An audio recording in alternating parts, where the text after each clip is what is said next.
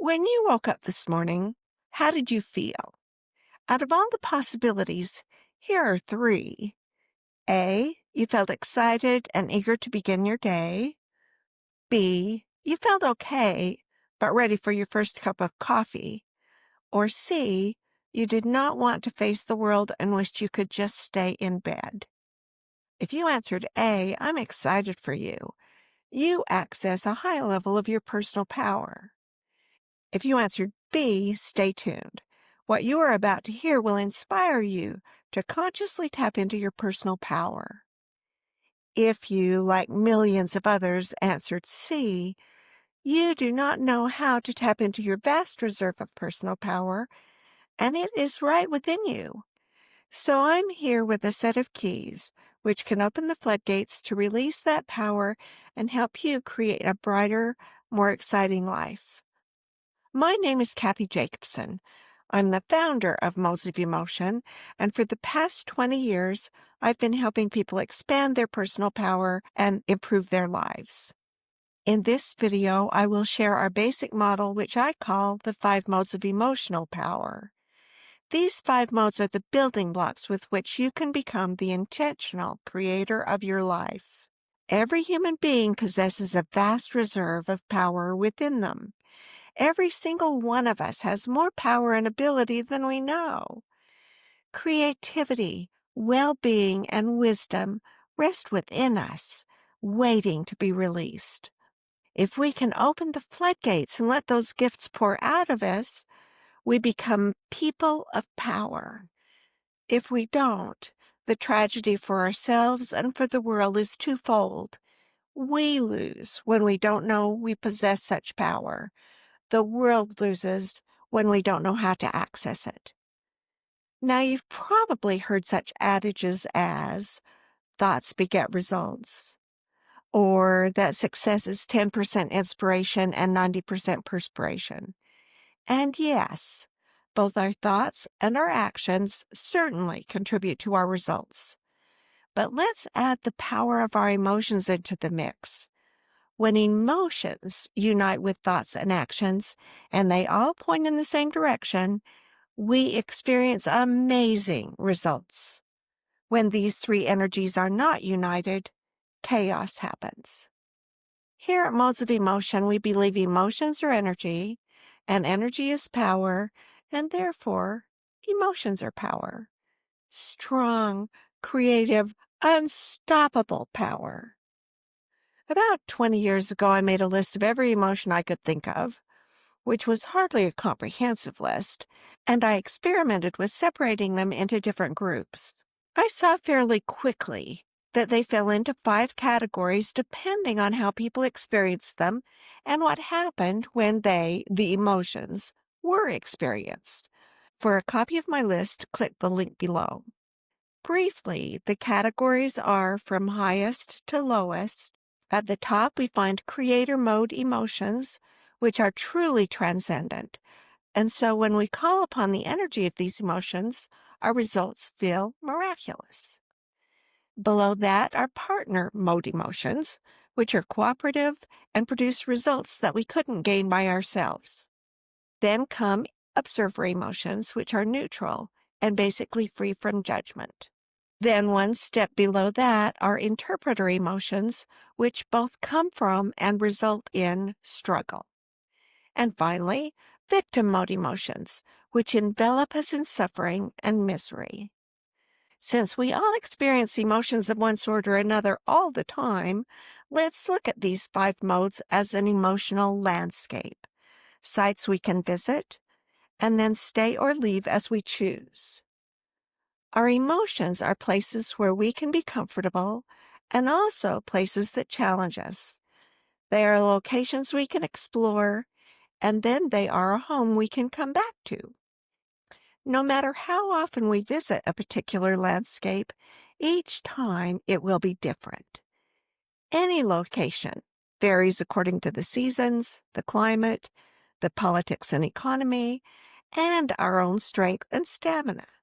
For instance, today you may be up for a jungle trek, and tomorrow you'd rather zone out in front of the television. Likewise, our emotions fluctuate based on circumstances, based on our interactions with other people, and based on where we are in our power. And as our emotions vary, so do we. And with every variance of emotion, we experience different results. So let's consider the different places our emotions create for us, or that we create using our emotions. We will start with the most difficult because you probably came to this video to learn how to get unstuck and improve your current situation. We'll call the most difficult terrain the desert of despair. This mode is where we experience the most afflictive emotions, the ones that produce suffering. Such emotions as fear, malice, wrath, shame, and guilt fall into this category. One of the aspects of these emotions is that they are often so strong and overwhelming they can take us over. They tend to slam the door on personal power, leaving us feeling helpless and miserable. I named the emotions of this desert victim mode simply because in this mode, we feel lost and can see no way out of our suffering. When we gain the tools and techniques to escape despair, we tend to enter the swamp of struggle. The emotions of this mode tend to be less severe but always judgmental. Such emotions include doubt, suspicion, frustration, and rigidity. All emotions that put us in a place of labeling ourselves or the world as good or bad, right or wrong. Because these emotions create stories that play endlessly in our minds, I named this interpreter mode.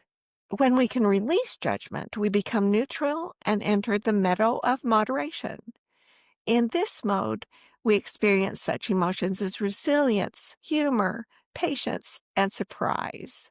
Because these emotions are more reflective, I call this observer mode. When we move to the next higher level, we reach the foothills of friendliness. Here we experience and employ such emotions as confidence, gratitude, empathy, and fun. These emotions tend to make things easier, so I call this partner mode. And at the very peak of our power, we arrive at the mountain of miracles. The emotions at this level include love, peace, happiness, and others of high energy. And when we experience them, we tend to bring love, peace, and happiness to others. Creator seemed the best term to describe the serenity and joy of this level. So now I want to make some broad statements about the 5 modes generally.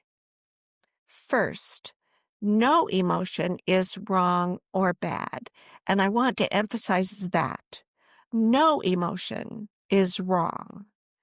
In fact, if we explore any emotion at its steepest level, we can find protective aspects and victim emotions, and there are aspects of creator emotions with the potential to sabotage us.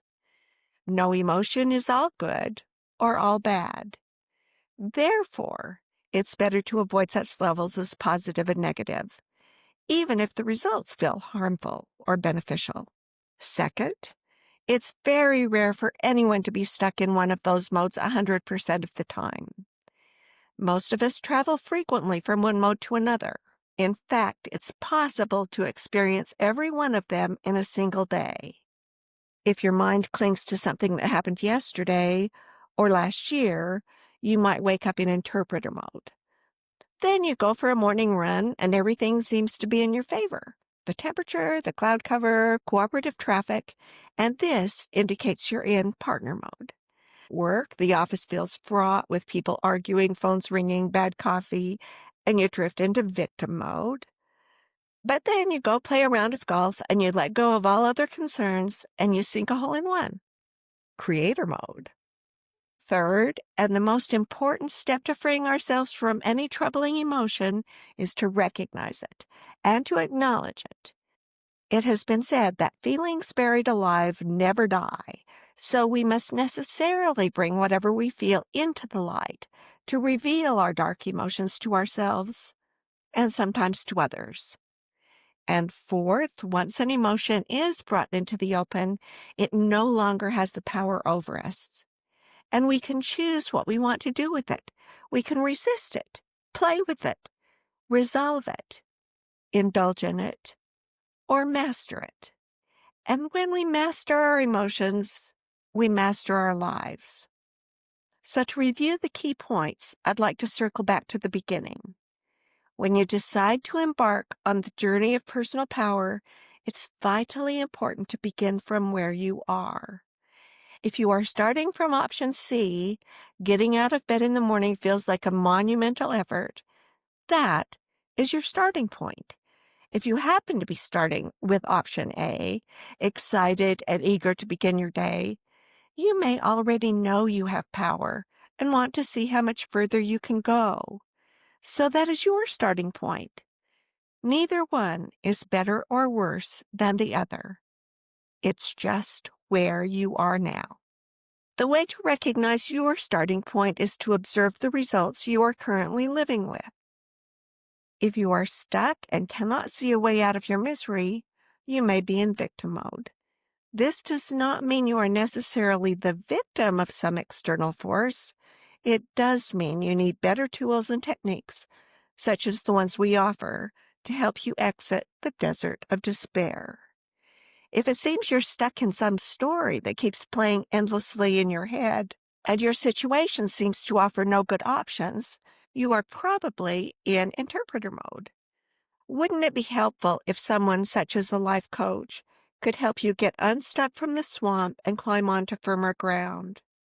If you already use effective tools such as meditation, relaxation, and patience, but your goals still feel out of reach, you might spend most of your time in observer mode. So what you need now is someone who asks the kinds of questions that will help you stretch beyond your comfort zone. If you're at a point where the world calls you a success, you're probably already operating in partner mode in one or more areas of your life. But if you feel there's still something lacking, we'd like to extend the hand of partnership to you to probe the deeper questions of purpose, better health, and greater abundance. Whatever your needs or desires, we are here to serve you. All of our coaches here at Modes of Emotion are experienced, intuitive, and talented. We invite you to click on the link below and visit our website. And while you're there, share your email address with us and you will receive a free book called Choosing Happiness: 30 Days to a Life You'll Love. If you have enjoyed this video, please like us and subscribe to our YouTube channel. Thank you, and until we meet again, look at the world with wonder and at yourself with warmth.